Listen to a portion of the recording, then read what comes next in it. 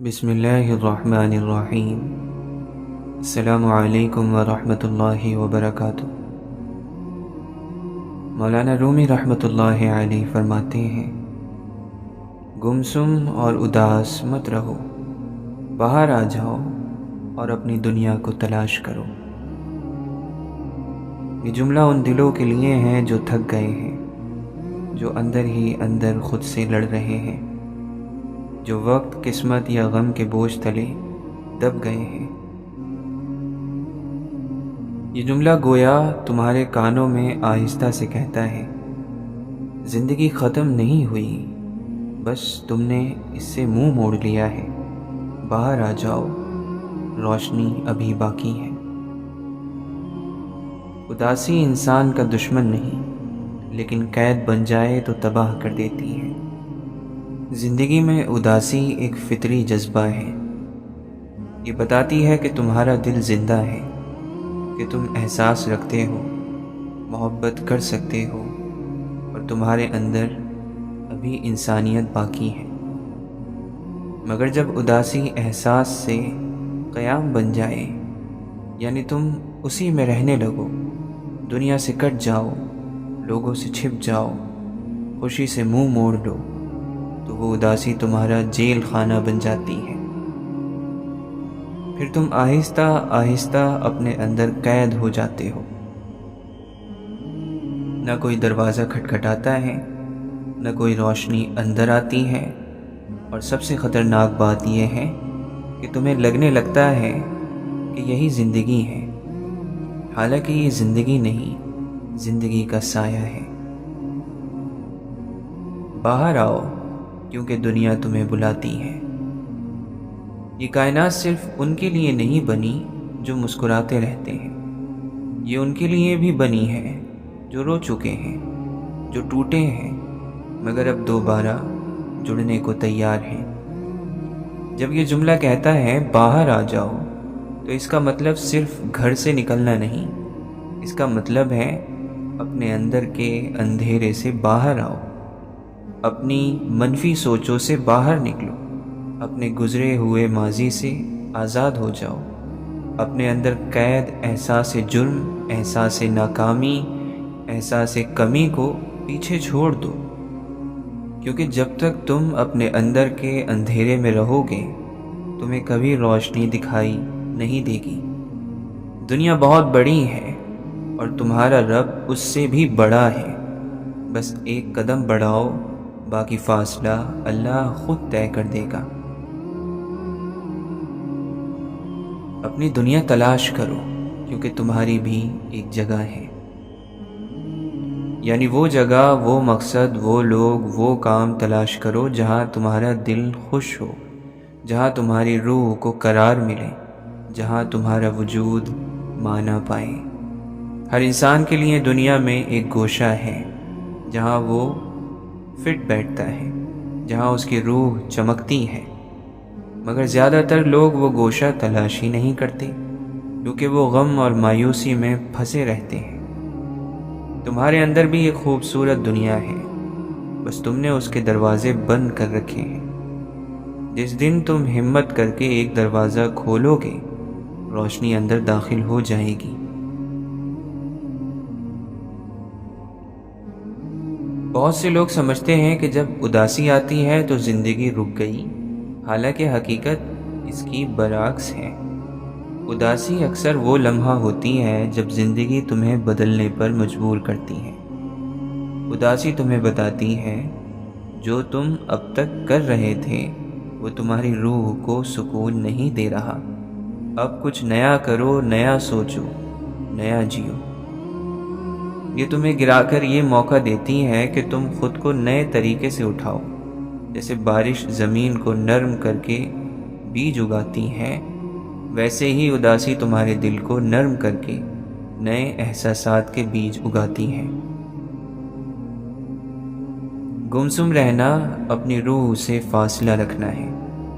جب انسان گمسم ہو جاتا ہے تو وہ دراصل اپنے آپ سے دور چلا جاتا ہے، اس کا دل بولنا چھوڑ دیتا ہے، روح خاموش ہو جاتی ہے، وہ دوسروں کی بات سنتا ہے مگر سمجھتا نہیں۔ وہ دیکھتا ہے مگر محسوس نہیں کرتا۔ یہ حالت عارضی نہیں، خطرناک ہے، کیونکہ یہ آہستہ آہستہ تمہاری شناخت کو مٹا دیتی ہے اور تم خود سے بیگانہ ہو جاتے ہو۔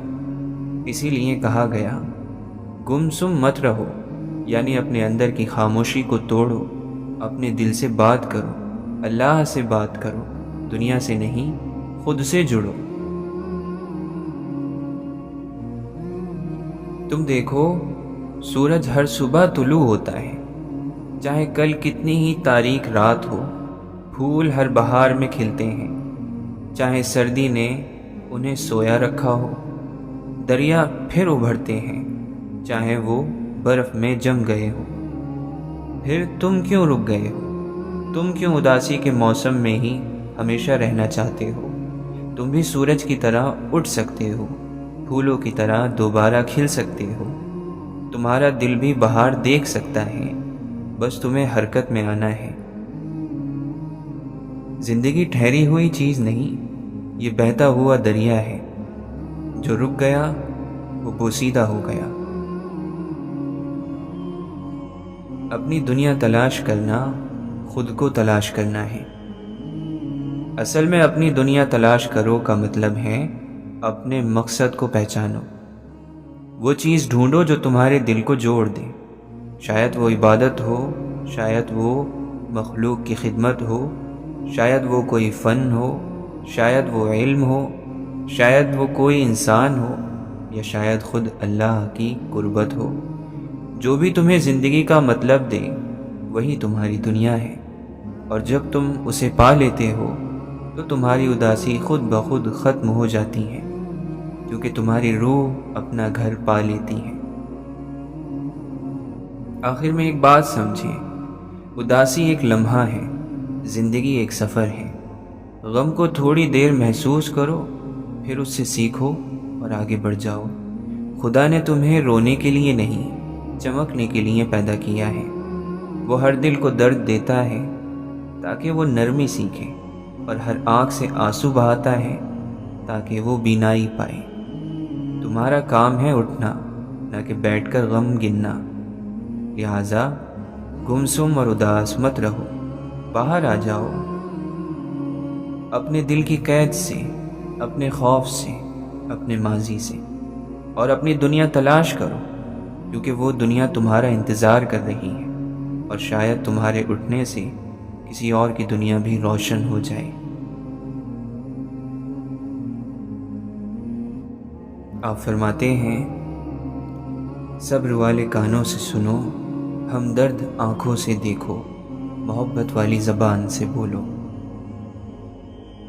یہ جملہ دراصل انسانیت، اخلاق اور روحانیت کا نچوڑ ہے۔ یہ محض ایک نصیحت نہیں، بلکہ ایک ایسا طرز زندگی ہے جو اگر انسان اپنا لے تو اس کی ذات بھی سنور جاتی ہے اور اس کے ارد گرد کی دنیا بھی بدل جاتی ہے۔ یہ جملہ ہمیں یاد دلاتا ہے کہ انسان کا اصل حسن اس کے چہرے میں نہیں، بلکہ اس کے طرز عمل میں ہوتا ہے، کہ وہ کیسے سنتا ہے، کیسے دیکھتا ہے اور کیسے بولتا ہے۔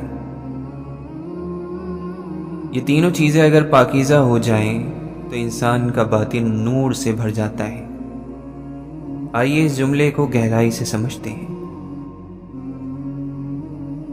صبر والے کانوں سے سنو، یعنی ہر آواز کو برداشت کے ساتھ سنو۔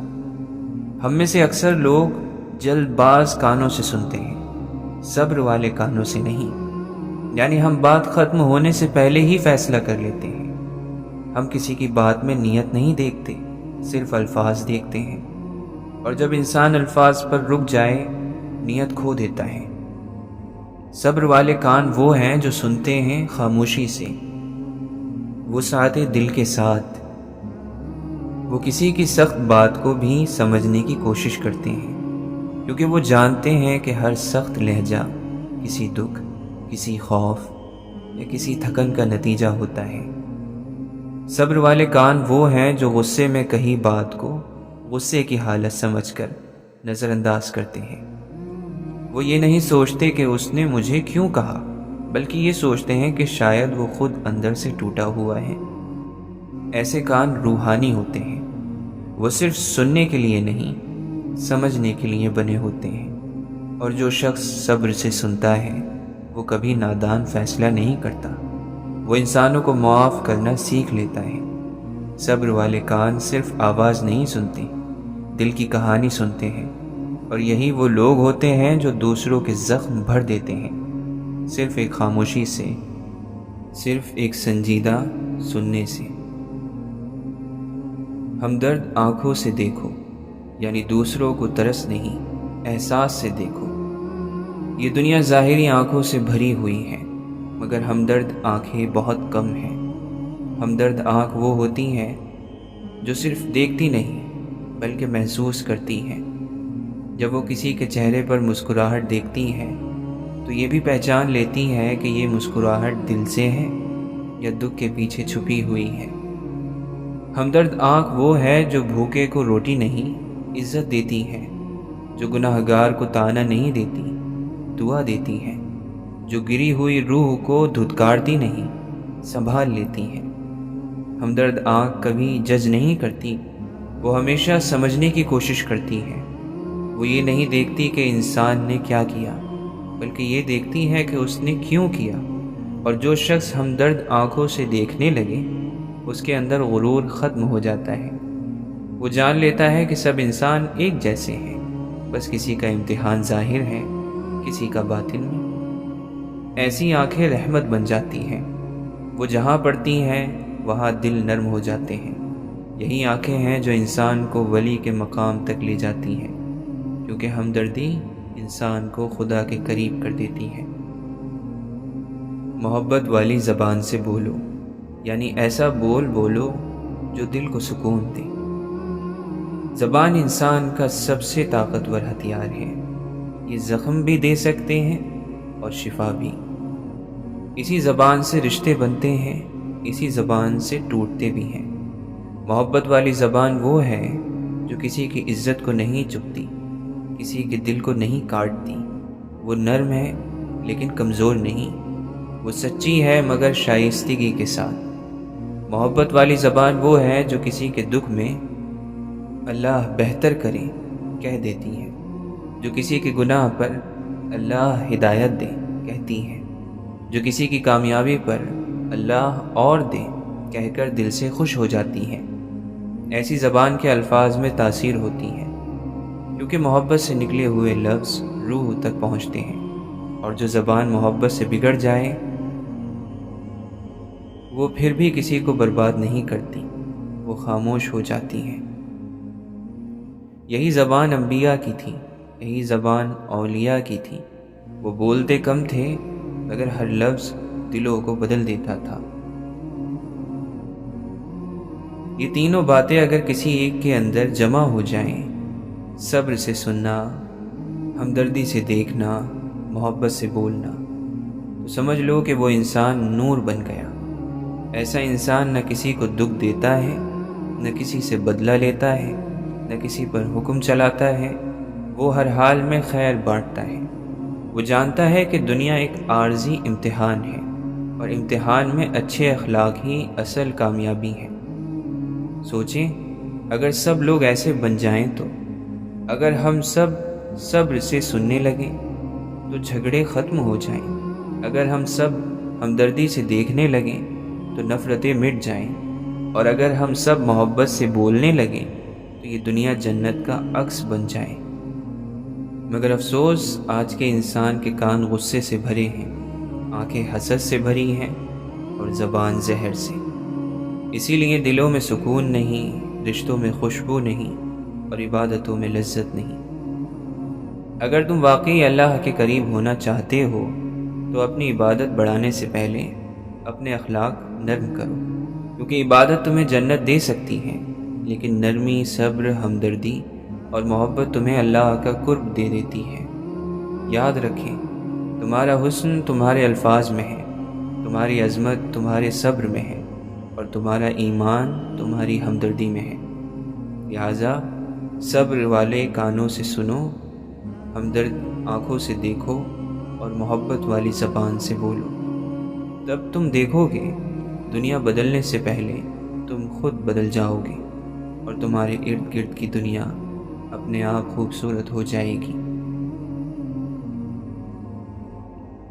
آپ فرماتے ہیں درد دنیا کی دولت سے بہتر ہے تاکہ تو تنہائی میں اللہ تعالیٰ کو پکارے۔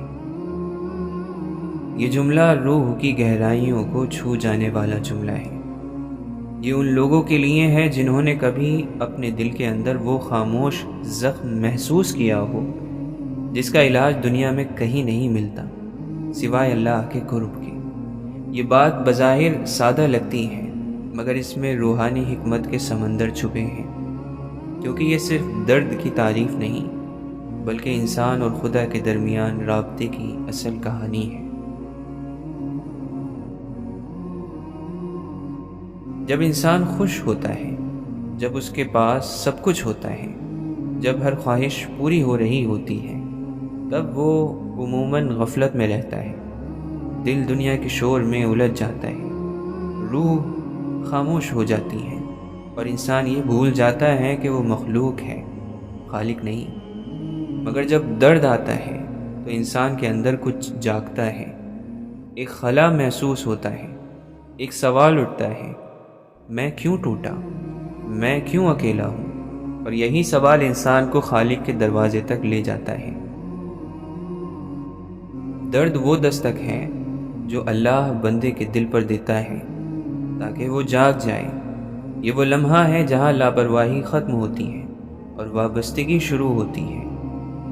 درد دراصل روح کی بیداری ہے۔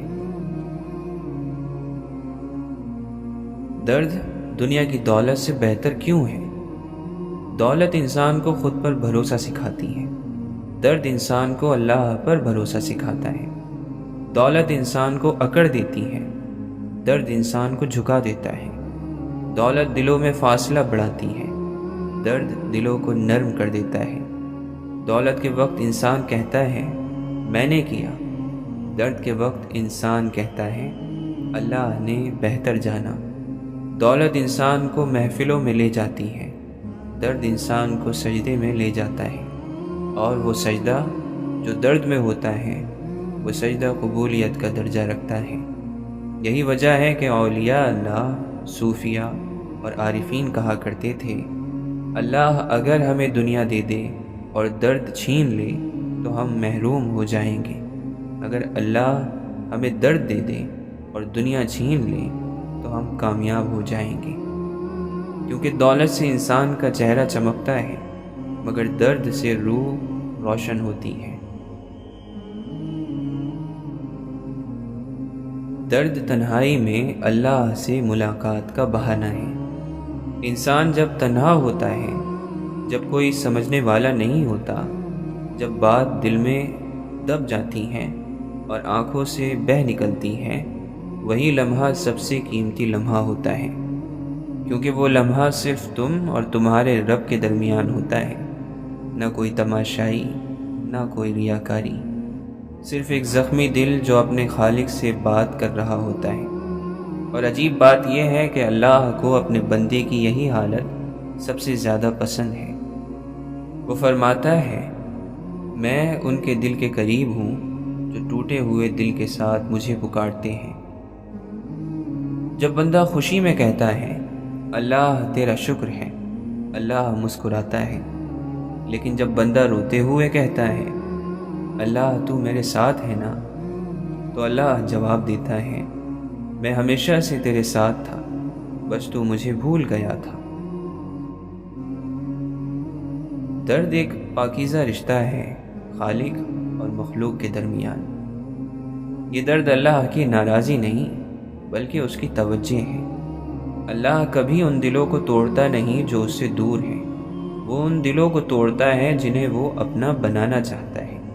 وہ دکھ دیتا ہے تاکہ تم دنیا سے ہٹ کر اس کی طرف آؤ، وہ تمہاری امیدیں توڑتا ہے تاکہ تم صرف اس سے امید رکھو، وہ تمہیں تنہا کرتا ہے تاکہ تمہارا دل صرف اس کا ہو جائے۔ اسی لیے صوفیاء کہتے ہیں جب اللہ کسی کو چاہتا ہے تو اسے رلائے بغیر چھوڑتا نہیں، کیونکہ ہر آنسو، ہر درد، ہر زخم در حقیقت اس کے رحم کا دروازہ ہے۔ دولت تمہیں دنیا کے قریب کرتی ہے، درد تمہیں خدا کے قریب کرتا ہے۔ دنیا کی دولت انسان کے ہاتھوں میں آتی ہے، مگر اللہ کا قرب دل کے اندر آتا ہے، اور یہ دل صرف اس وقت تیار ہوتا ہے جب وہ نرمی، عاجزی اور ٹوٹ پھوٹ سے گزرتا ہے۔ اسی لیے اولیاء اللہ نے کہا، دل کو خدا کا گھر بناؤ، مگر یاد رکھو خدا صرف ٹوٹے ہوئے دل میں رہتا ہے، کیونکہ جب دل نرم ہوتا ہے تو غرور، لالچ اور نفس سب مٹ جاتے ہیں، اور وہی لمحہ ہوتا ہے جب انسان واقعی اللہ کا بندہ بن جاتا ہے۔ درد تمہیں وہ سکھاتا ہے جو کتابیں نہیں سکھا سکتی۔ درد تمہیں صبر سکھاتا ہے، درد تمہیں شکر سکھاتا ہے، درد تمہیں خاموشی کی عبادت سکھاتا ہے، درد تمہیں رابطے کی لذت سکھاتا ہے۔ جب کوئی نہیں سمجھتا تو تم سیکھتے ہو کہ اللہ کافی ہے۔ جب کوئی سہارا نہیں دیتا تو تم جان لیتے ہو کہ وہی سہارا ہے۔ جب دنیا چھن جاتی ہے تو تم سمجھ لیتے ہو کہ یہ دنیا کبھی میری تھی ہی نہیں۔ یہی درد تمہیں بصیرت دیتا ہے، یہی درد تمہیں انکساری دیتا ہے، اور یہی درد تمہیں اللہ کے حضور جھکنے کی صلاحیت دیتا ہے۔ ایک بات یاد رکھیں، اگر تم پر کبھی کوئی درد آیا، کوئی دکھ، کوئی تنہائی، تو یہ جان لو اللہ تمہیں اپنی خاص توجہ دے رہا ہے۔ وہ چاہتا ہے کہ تم اس سے بات کرو، اس سے مانگو، اس کے قریب آؤ، کیونکہ اگر تمہارے پاس صرف دولت ہو تو تم امیر ہو، لیکن اگر تمہارے پاس درد ہو تو تم چن لیے گئے ہو۔ درد تمہیں توڑنے نہیں آتا، درد تمہیں خدا سے جوڑنے آتا ہے۔ دنیا کی دولت تمہیں آرام دے سکتی ہے، مگر درد تمہیں ایمان دیتا ہے۔ دنیا تمہیں لوگوں کے قریب کرتی ہے، مگر درد تمہیں اللہ کے قریب کرتا ہے، اور جو اللہ کے قریب ہو گیا اسے پھر کسی دولت، کسی آسائش، کسی سہارے کی ضرورت نہیں رہتی۔ سو جب کبھی دل ٹوٹے تو سمجھ لو یہ تمہارے رب کا بلاوا ہے، اس کی طرف پلٹ جاؤ۔ وہ تمہیں درد دیتا ہے تاکہ تم اس کے در سے خالی نہ جاؤ۔ آپ فرماتے ہیں، اے انسان، ہر راز کسی نہ کسی وقت ظاہر ہو کر رہتا ہے، اس لیے بدی کا بیج نہ بو، کیونکہ وہ ضرور اگے گا۔ یہ جملہ ایک سادہ مگر کائناتی قانون بیان کرتا ہے۔ یہ جملہ صرف اخلاقی نصیحت نہیں، بلکہ زندگی، وقت اور انجام کا آئینہ ہے۔ یہ ہمیں وہ سچ بتاتا ہے جو اکثر انسان بھول جاتا ہے، کہ وقت سب کچھ بے نقاب کر دیتا ہے، نیتیں، اعمال اور دل کے راز تک۔ جب انسان کوئی برا عمل کرتا ہے، چاہے وہ کسی کے ساتھ زیادتی ہو، کسی کی دل آزاری ہو، کسی جھوٹ یا مکاری پر مبنی فیصلہ ہو، تو اس وقت وہ عمل شاید چھپ جائے، لوگ نہ دیکھیں، دنیا خاموش رہے، اور ضمیر کو بھی وقتی طور پر بہلایا جا سکے۔ مگر یاد رکھیں، کائنات کا نظام اندھا نہیں ہے۔ یہ زمین، یہ ہوا، یہ وقت سب دیکھتے ہیں۔ ہر نیت کا بیج زمین وقت میں بویا جاتا ہے، اور جو کچھ بویا جاتا ہے وہ ضرور اگتا ہے۔ قرآن مجید میں فرمایا گیا، جس نے ذرہ برابر نیکی کی وہ اسے دیکھ لے گا، اور جس نے ذرہ برابر برائی کی وہ اسے دیکھ لے گا۔ یہ کوئی شاعرانہ جملہ نہیں ہے، بلکہ قانون الہی ہے، جو ہر انسان کی زندگی پر نافذ ہے، چاہے وہ مانے یا نہ مانے۔ راز ہمیشہ راز نہیں رہتا۔ انسان سمجھتا ہے کہ اگر اس نے کوئی گناہ، کوئی بدی، کوئی دھوکہ چھپا لیا تو وہ ختم ہو گیا، لیکن دراصل ایسا نہیں ہوتا۔ راز چھپ سکتا ہے، مگر ضمیر چھپنے نہیں دیتا۔ دل کی گہرائی میں ایک روشنی ہمیشہ باقی رہتی ہے، جو وقتاً فوقتاً انسان کو یاد دلاتی ہے کہ کچھ غلط ہوا ہے۔ پھر وقت آتا ہے جب یا تو وہ راز دنیا کے سامنے ظاہر ہوتا ہے، یا انسان خود اپنی ضمیر کی آگ میں جلنے لگتا ہے۔ یہ ظاہر ہونا صرف زبان یا انکشاف سے نہیں، کبھی چہرے کے سکون سے، کبھی آنکھوں کی بے چینی سے، کبھی دل کی بے نوریت سے یہ راز کھل جاتا ہے۔ دنیا شاید نہ سمجھے، مگر انسان خود جانتا ہے کہ اس کے دل کے اندر کیا سچ چھپا ہے، اور یہی سب سے بڑی سزا ہے۔ جب انسان اپنے ہی دل سے شرمندہ ہو جائے، بدی کا بیج بویا جائے تو وہ شعلہ بن کر لوٹتا ہے۔ یہ کائنات دیتا ہے وہی جو تم دیتے ہو۔ یہ ایک دائرہ ہے، جو کچھ تم پھینکتے ہو، چاہے وہ نیکی ہو یا بدی، یہ واپس تمہارے پاس آتی ہے۔ اگر تم نے کسی کو رلایا تو وقت تمہیں اس رونے کا درد دکھائے گا۔ اگر تم نے کسی کو دھوکہ دیا تو دنیا تمہیں اس دھوکے کا ذائقہ چکھائے گی۔ اگر تم نے کسی کے دل کو زخمی کیا تو تمہارے دل کو بھی کبھی وہی زخم محسوس ہوگا۔ یہ انتقام نہیں، یہ انصاف کا نظام ہے جو اللہ نے خود مقرر کیا ہے۔ اللہ کی عدالت خاموش ہے، لیکن غلطی کبھی معاف نہیں ہوتی جب تک توبہ نہ ہو۔ اسی لیے کہا گیا، بدی کا بیج مت بو، کیونکہ وہ زمین کے نیچے نہیں مرتا، بلکہ وقت کے ساتھ اگتا ہے، پھولتا ہے، اور آخر کار تمہارے سامنے آ جاتا ہے۔